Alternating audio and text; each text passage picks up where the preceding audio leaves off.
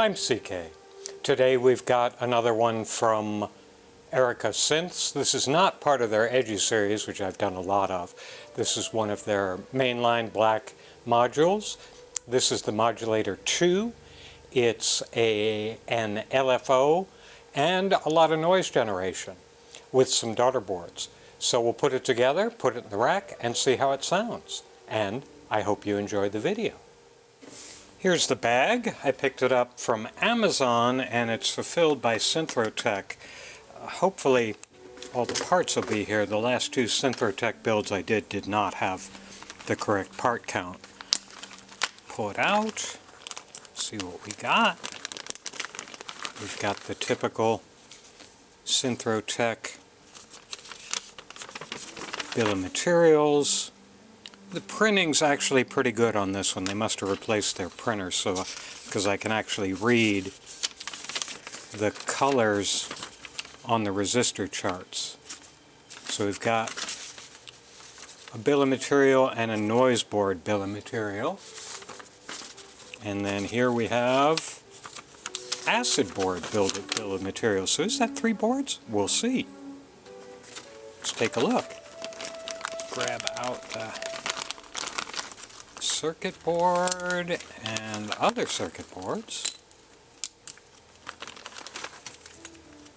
So we'll start off with the front panel and take a look at that. Come on. And we've got frequency, noise, CV in, something, I don't know what that is. I didn't put my visor on either, did I?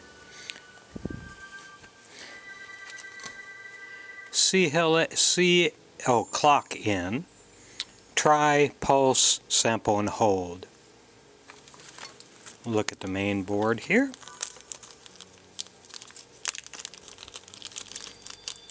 And good quality boards, of course composite, through-hole plated. LFO rate, it's got all the components and their values are all listed. Looks pretty good. Let's look at the little daughter boards.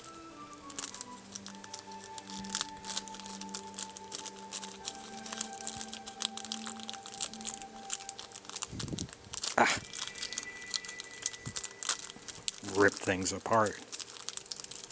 I can't open bags. Gosh darn it.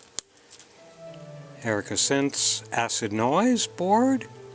2 connectors, so that's the signal and that's for power in. Oh, this is from January 2017, so it's been a while. So we've got 2 test points, I assume. TP. And again, all the values are listed.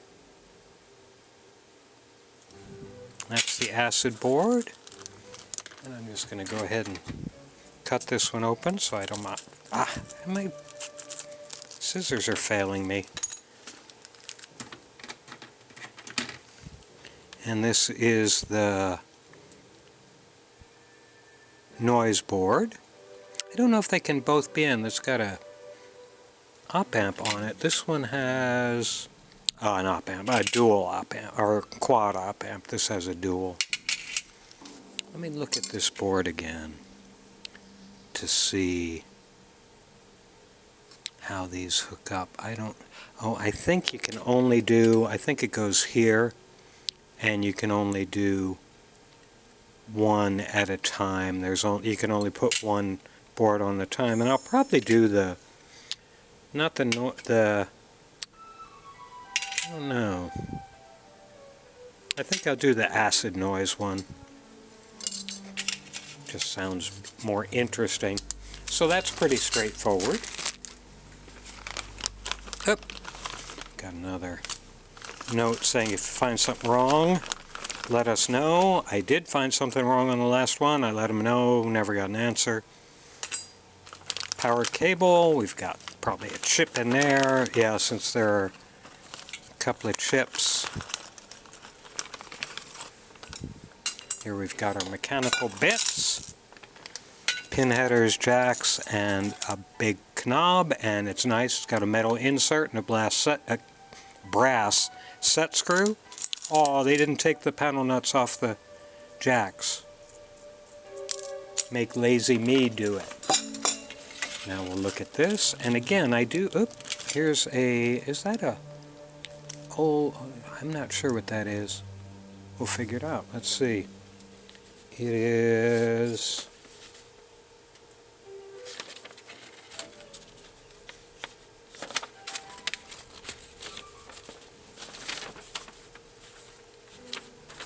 it's an Alpha 1100 CK2DA. Not sure what that is. I'll look that up in the interval.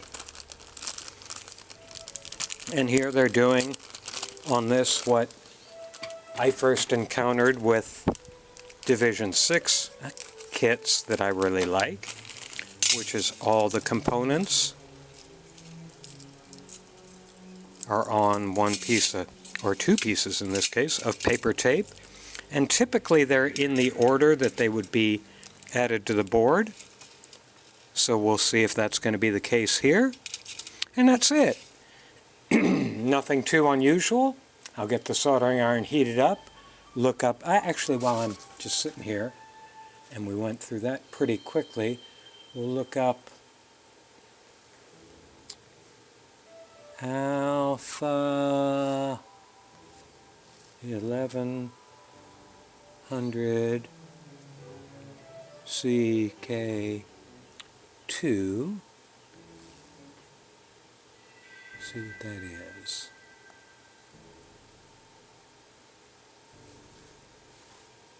It is, oh, it's a monolithic, let me get that.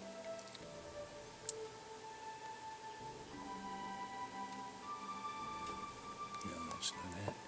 Come on. It is a monolithic sample and hold circuit. So this does the sample and hold for you. It looks like it's got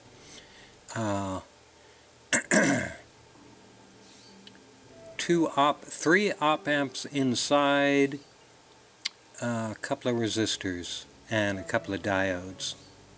So it's pretty straightforward. And we've got the input going in the one side, the non-inverting side, and then we've got the reference signal. Okay, so that's it. So now we'll get the soldering iron heated up and dive into this thing. So at the top of the bill of materials is the assembly guide URL. They put their assembly guides up in on GitHub, which is dandy. So let's see what we're going to do. There's, I think we're going to do the,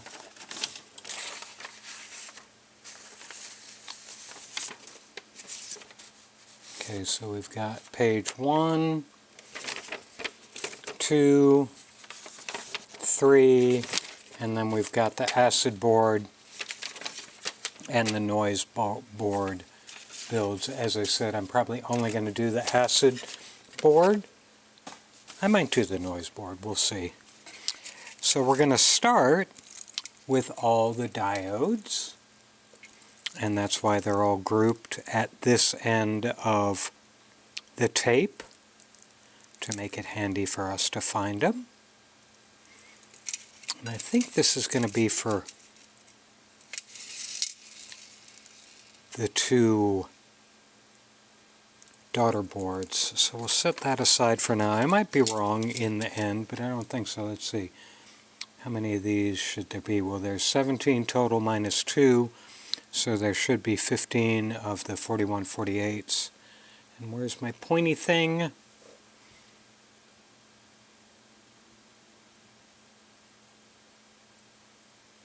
15 of them. Good. Okay. Let's see how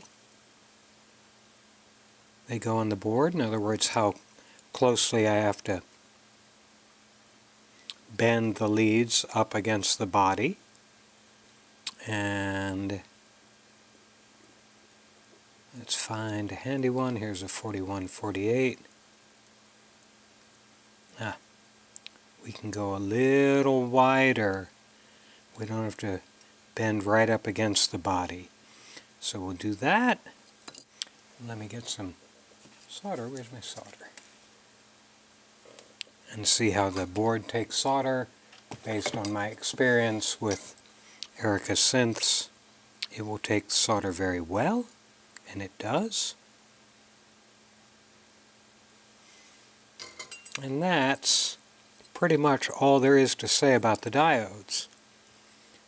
So we'll go ahead and put all those on rapidly.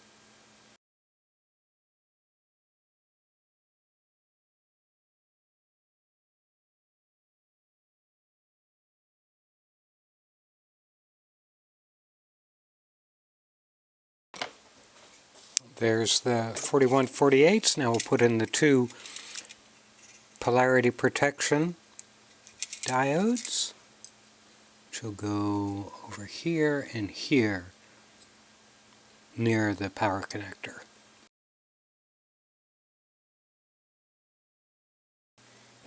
And now it's going to be time for resistor time, and we've got, what, 2, 4, 6.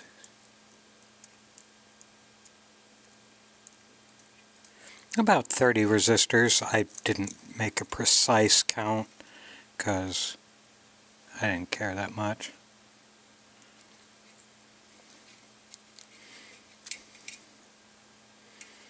And there's our first four, the 470s. Let me double check that because the violet is a little hard to read. And of course we always want to double check just to be sure, because printing can be a little iffy. Bring this in, and this is 468.9, which is pretty darned accurate. So that's not bad. Turn that back off for a while. And again, they put the resistors in the order that they're shown here, which will help you so you don't have to dig around. You can say always validate, always, check the color bars and put it on a meter just to see, because things can happen. R17, R18, R40, R41. So this is going to be a bunch of resistors. And again, we'll go into fast playback so you can, and probably cut some of it out, so you can enjoy resistor time.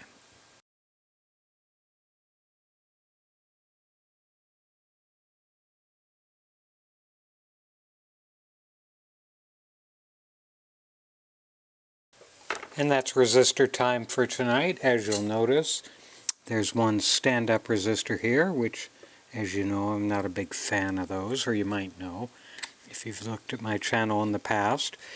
One thing to point out is don't try and figure out where the numbers are for resistor numbers. They're scattered all over the place. It's not like it's going from 1 up to 30 or something like that. They could be anywhere. The other thing is, here on R2 and R3, you can barely see it under there probably, there's a little depiction of the resistor lead going to the hole that makes it look like an R21 and an R31. That's R2 and R3. And this one is not used, marked NU, so don't put anything in there. Now, next thing will be our ferrite coils, our little inductors or chokes or whatever you want to call them. And they're at L1 and L2, and they should be up near the power connector. That's typically where you put your chokes. Here we are. 100 microhenries for L1 and L2. Henry being the unit of inductance.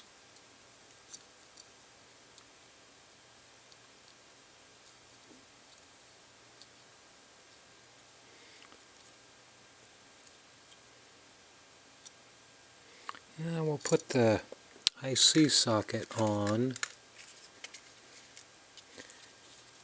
They suggest that. I have to cut this open. Don't know whether this is the 14 pinner or not. We'll see. I think it is.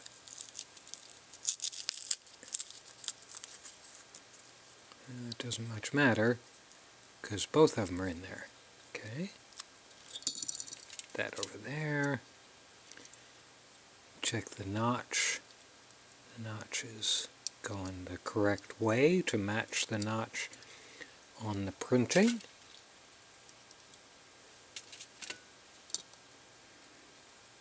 Supporting the socket with my pinky finger while I solder one leg. Take a look, make sure it's flat to the board, and it is. So do the other parts and the two inductors.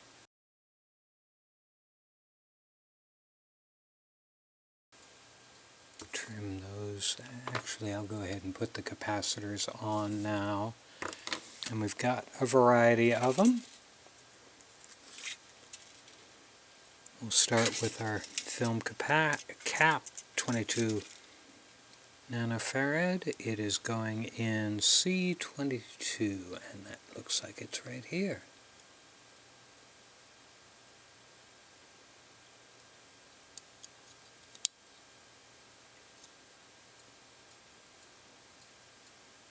And now we've got two electrolytics, 133, 147.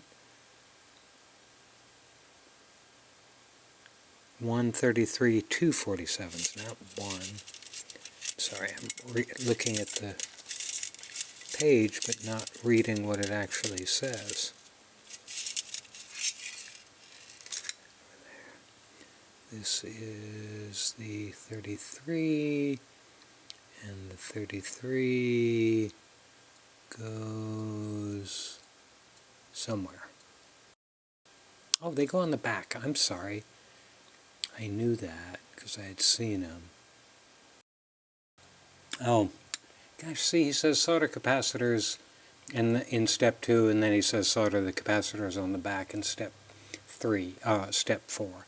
But they're lined up this way on the rack, so I'm going to solder the ones on the, or put the ones on the back right now also, just making sure these are 10s, oh, 47s, I'm sorry, not 10s.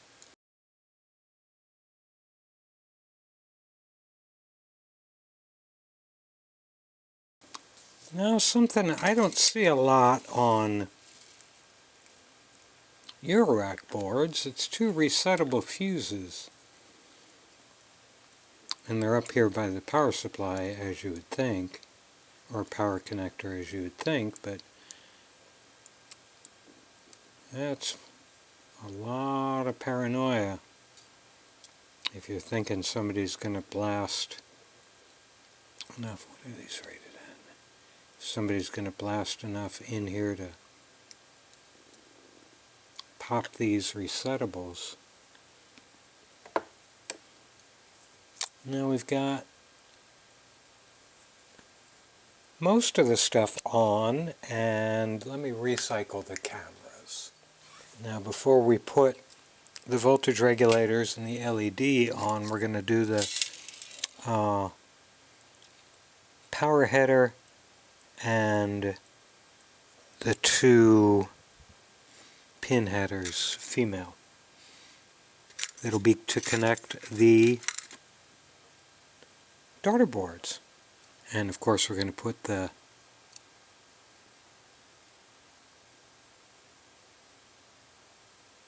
power connector on the back. And we're going to grab our eurorack cable. Where is it? Where did I put it? Oh, I flung it somewhere. I think I flung it over here on this cart. Because we always want to validate what we're doing. And these are keyed connectors. So I'll put it in there, and we can see the red stripe is on this side indicating negative 12. And this shows positive 12 at the top, negative 12 at the bottom. So we're pretty sure that that's the way it's going to be. Oh, that's interesting. The caps keep me from laying that flat, but that's okay. Let me grab my solder.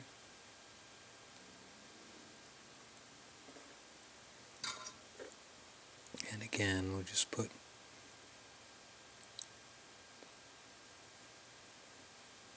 see, I've got that all out of position. So I will press on it with my index finger, reheat that solder, and there we go. All the pins are lined up and the connector's flat.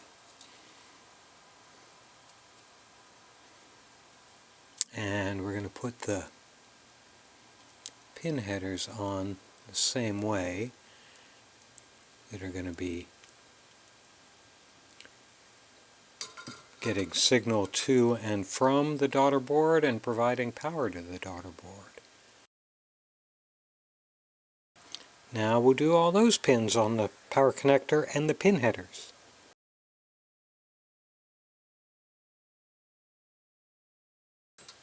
Now we'll put the two voltage regulators on, which look like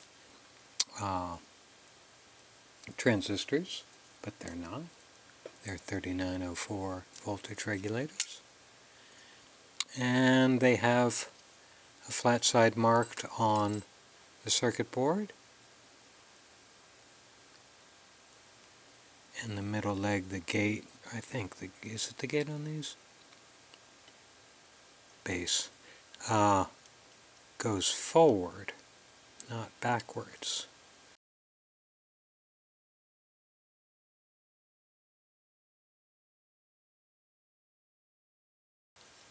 And that's all the componentry on the boards. Next we'll put all the jacks and pots and, oh, let me do one more thing before I do that. I will put the sample and hold module in.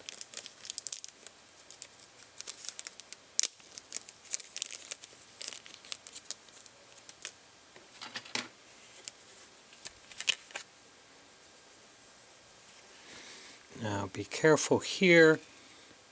You'll see right here, hopefully you can see there's a little notch, a protrusion, metal protrusion, and there's a mark on the circuit board showing you where that goes. Now the first thing you have to do is kind of carefully splay out these leads because they're in a circle, so you can't do a typical use needle nose pliers to straighten them out or something like that. And now it'll be kind of fun to thread them all through.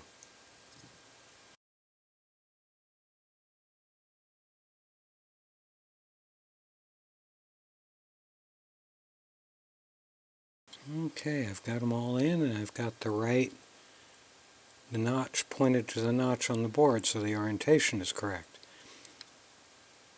Just take your time with that. It can be a little frustrating.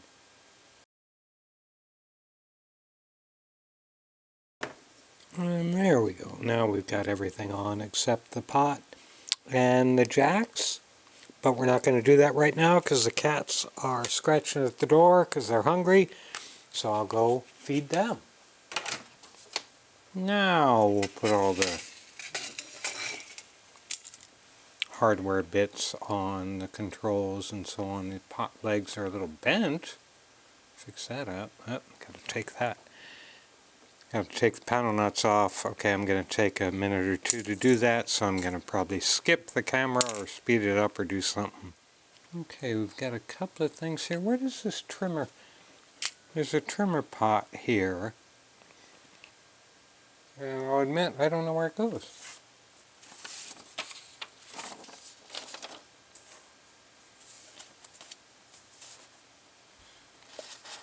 It doesn't go on this board. So, back to what I was doing. Put the pot in.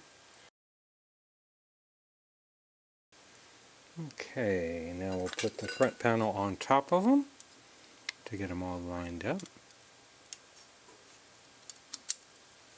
Nice and easy fit. Put my clamp on. Shake it a little bit. Everything's in tight, so I don't have to do any pushing of the jacks or so on up close to the board. So we'll just solder all these guys in.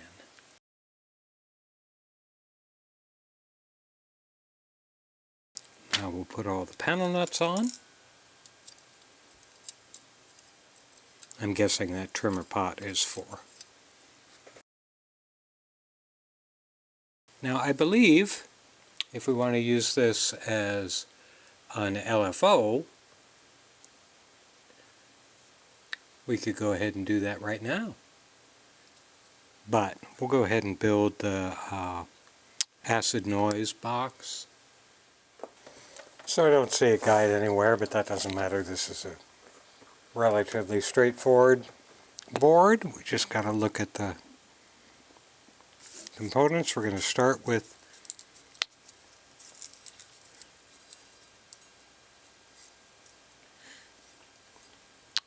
four 4148 diodes and one 6.2 volt Zener. So we got to make sure we got these correct, or else we'll be sad. I think this is the 6.2.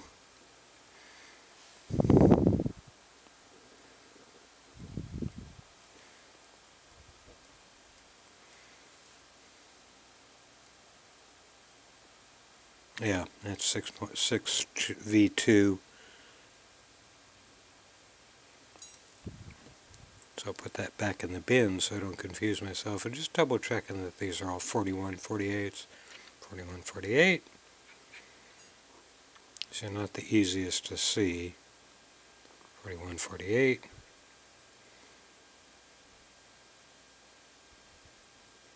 4148. And 4148. Okay, so we'll put these all on. And the 6.2 goes here. Why don't I just put the 6.2 on there right now so I don't mess myself up.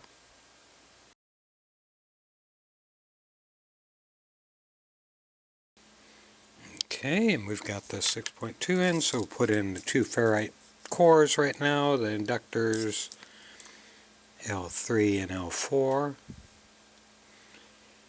I'm not sure where they're going to go. There they are. I wonder why I put inductors on here. I mean, the power to the unit has already got the inductor on the other board, the main board. I'm not sure what this is for, but I have confidence he knows what he's doing. And may as well put the IC socket on while we're here. Oh, golly! I completely forgot to put the LED on this one. Huh. I got it right there. I'll do that in a second.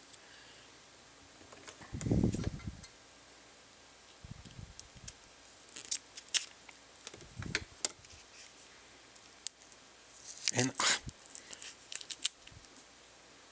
the astute observer will note that I also didn't put the IC in the silly socket. So I'm going to take this all back apart, or take the front panel off and put the IC in, because I was silly.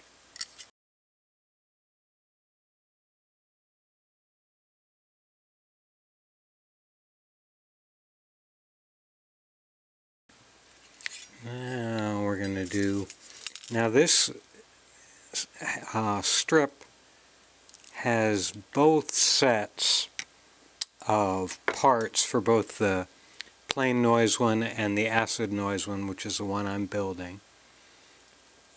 So we're going to be picking and choosing. We'll take the 22 nanofarad film cap out first. And it goes in C26 here. Looks like we got a bunch of stand-up resistors coming. So you can expect me to complain about that. Now we're going to have two 10 microfarad, Wow, these are big.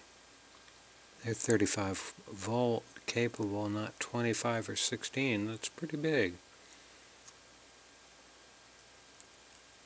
Make sure these are both 10s. Yep.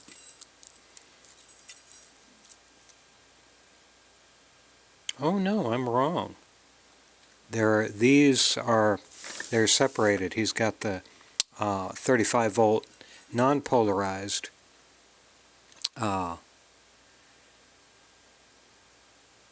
separately, so we'll tuck those to the side. Actually, I'll put them on right now, so I don't confuse myself.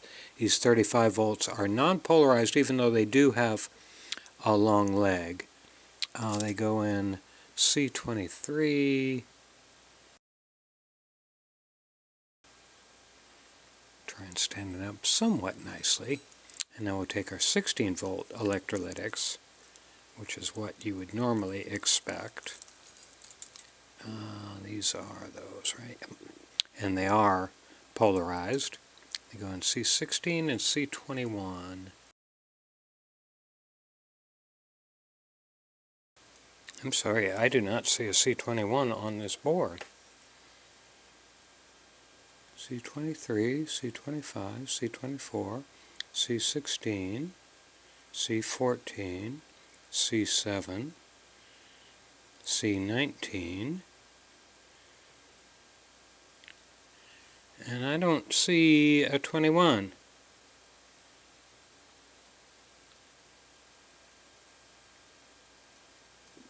That's kind of weird. Okay, I'm going to set that aside for the moment. We'll come back and see if we have any holes in it. Well, it must be this one. That's 10 microfarad by 16 volts. This is 10 microfarad by 16 volts, so it's numbered wrong. It's numbered as C7 when it should be C21. That's kind of interesting, but the value is the same. Now we'll do our 47 microfarad 16 volters.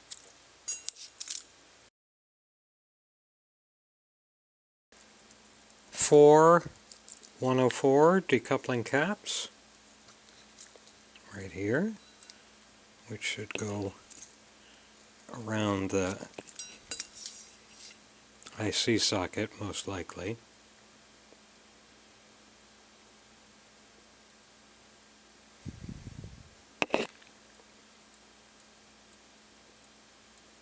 Actually, there are two on the input power side by these ferrite cores.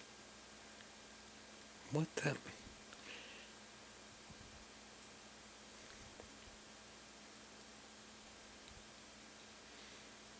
Which again is interesting. They're doing so much power conditioning when it's coming from a board they make. So it's not even as if it's coming from a random power supply. It's getting its power from the modulator, which has already filtered it quite a bit. I mean, around the IC as a decoupler makes a lot of sense. But as a noise filter, doesn't really. I don't know why they did that. Belt and suspenders, I guess.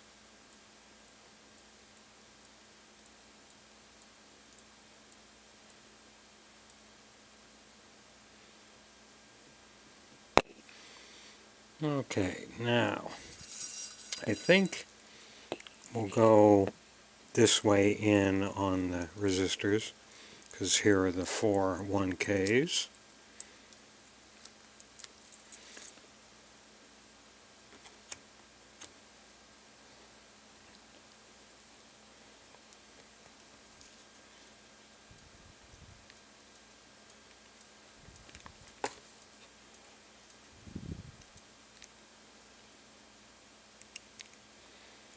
And I think they're all stand up, but let me double check.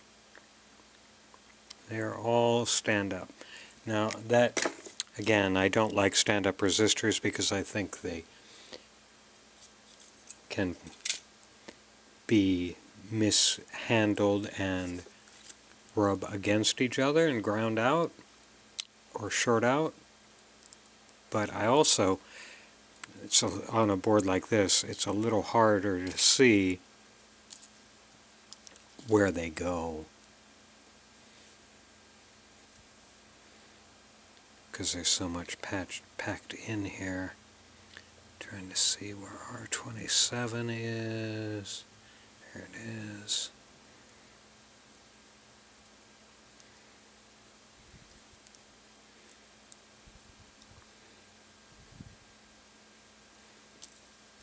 So again, you fold the lead over, put the body,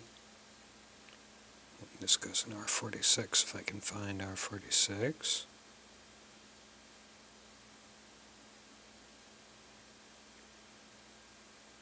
Okay, there's R46 right in the midst of all this.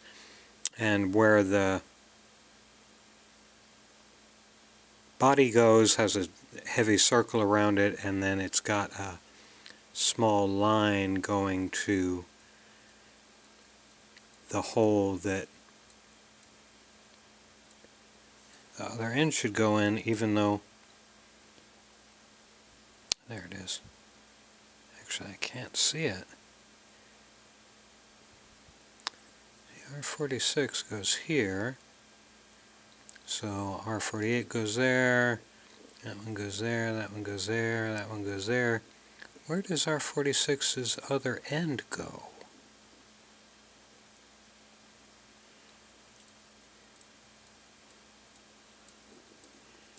Actually, I think I'm wrong. I think that's just a test point.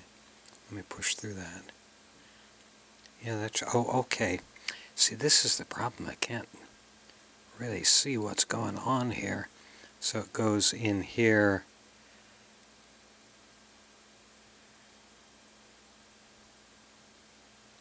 Like so. Okay. Be careful, again, if you want to not make a mistake. There's test points. Test points are highlighted on the back, so that may help you figure out where the leads go. R48.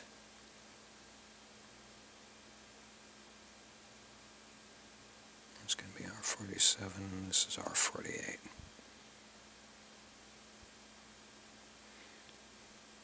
So again, we'll have another short resistor time as I go through all the rest of these stand-up resistors. So that's all the resistors on. Now I'm going to put the pin headers on, and the way I'm going to do it is I'm going to put pin headers in the main module, and then align them like so. Get them mounted just right so I know they will actually fit later on. Now wait a second for the solder to cool, and we can pull it right back off. We'll do one more thing on this one, which is putting in the trimmer. Not sure what the trimmer's for. There's not a lot of documentation that I've found on this daughter board, so we'll be guessing when we play with it later. I'm going to put a little piece of foam down here to press against the trimmer so it's flat on the board. Now we'll put the IC in.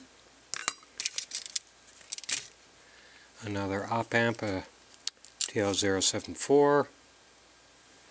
4 op amp package from Texas Instrument. I think these are TI parts. Yeah, they're TI parts.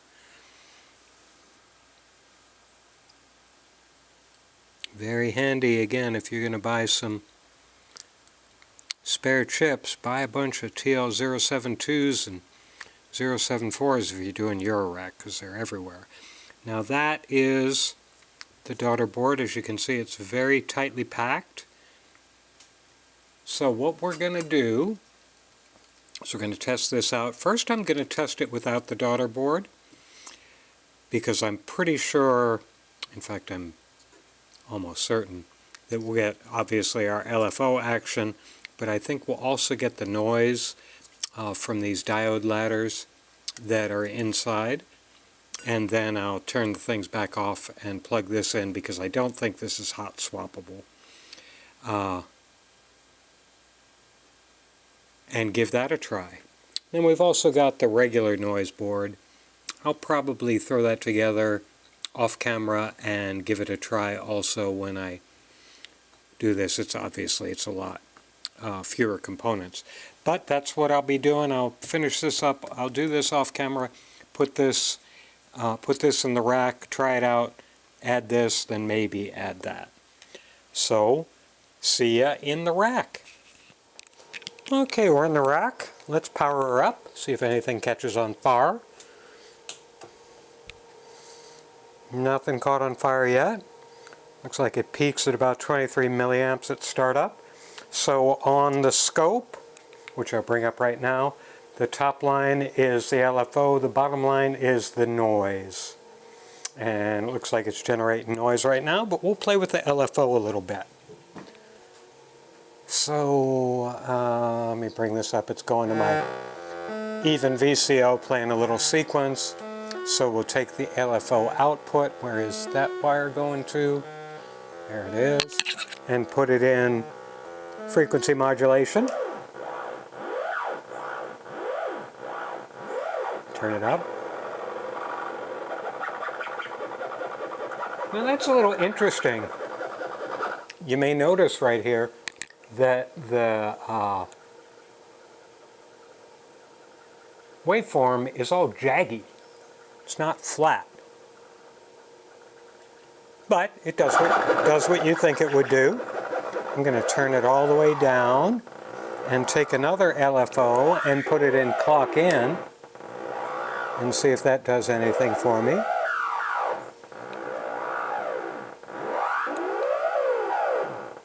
That's not actually, maybe it's doing something to the noise, I can't tell, but the external LFO going into clock in doesn't seem to be doing anything. Let's put it in CV in. Turn the frequency up a little more so we can see the waveform.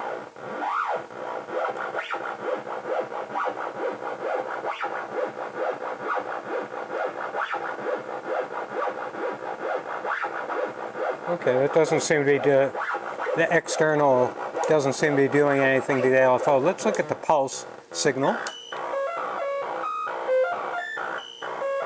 Slow that down.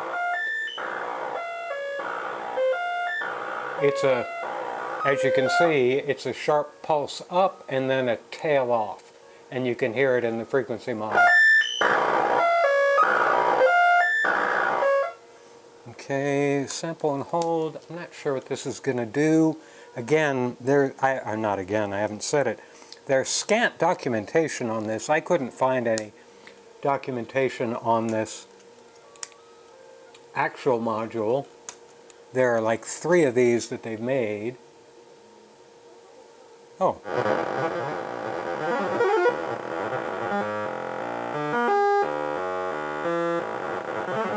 Let me change the time base here and see what's going on.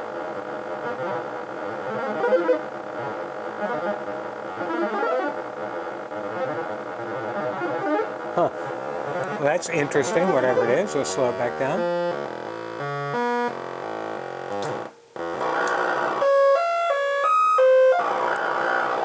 So that's the LFO. Now let's switch over to the noise, which is here. And that's the noise. Sure sounds noisy. Can we make any difference with CV in?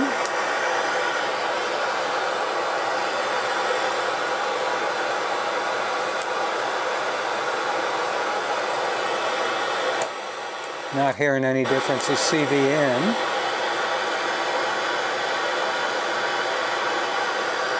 Frequency doesn't seem to change it either. I'm going to get my little screwdriver and go to the back of this thing and mess with the pot.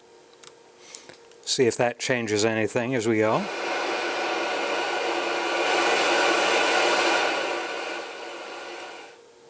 It kind of looks like it just affects the volume.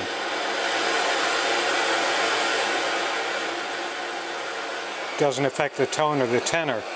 Now I was going to, as I said, I was going to build the regular noise board, not the acid noise board, and I started and I looked for the trimmer that I just used on this one, and it's missing. There's no trimmer. So yeah, Synthrotech shorted me on a part again, and I don't want to dig a spare out and use that, so we're not going to hear the other noise board.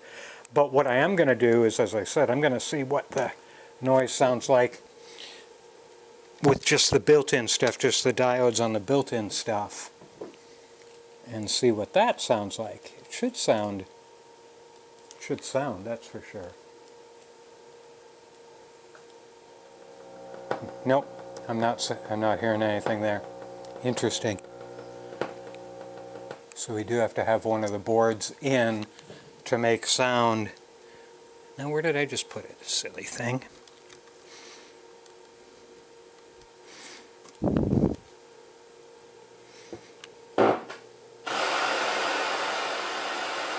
And I just learned, I didn't know this, I just learned you can hot swap them. Actually, did I, or did I plug it back in? I'll have to look at the tape or the video.